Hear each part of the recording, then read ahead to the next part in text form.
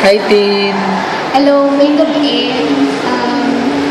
Subong ba lang ang gabi, damoy ko learnings no, sa preaching ni Pastor Roger. Isa na da ang koinonia, balahaw, nga kung ano na sa it is fellowship sa mga Christians, no, with upod bala ang breaking of bread and of course in prayer.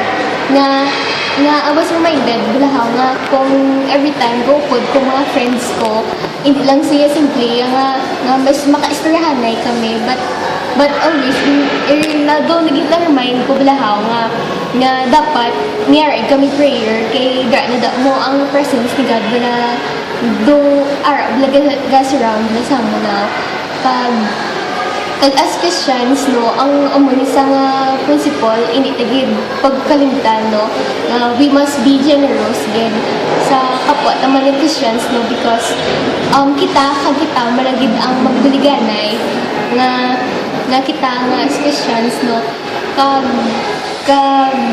damo kay ko na learn. I'm so blessed nga gagaka amo ko ni gani kay hindi ko ma-contain sa isa ka word ang na learn ko sa buong.